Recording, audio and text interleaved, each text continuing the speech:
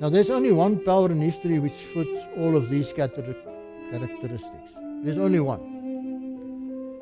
But now, I think we need to say something to each other before we continue. The Bible identifies a beast, a power, a government, a kingdom. Do not what is being said today apply to an individual or individuals. The Bible identifies a specific power at the end of time. Now let's make sure about the facts. Verse 24 says, and the 10 horns out of this kingdom are 10 kings that shall arise. Which kingdom is it referring to?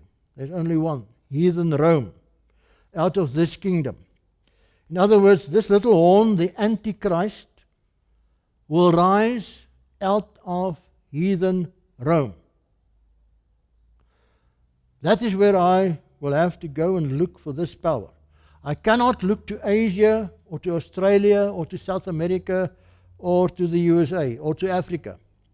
I will have to look at these 10 horns, because the little horn will come up among them, the Bible says. Now, what does history tell us? Well, we know from history that Rome became divided between East and West.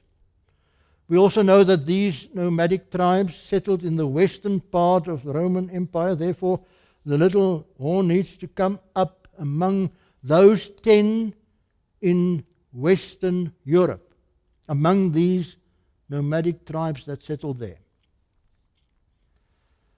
The Bible actually says it. I considered the horns, and behold, there came up among them another little horn. And then we read in verse 24, and another shall rise after them. So it's among them and after them. Now, history tells us that these nomadic tribes came into the Roman Empire and they broke it up in the year 476 AD. This little horn then should rise somewhere after 476 AD.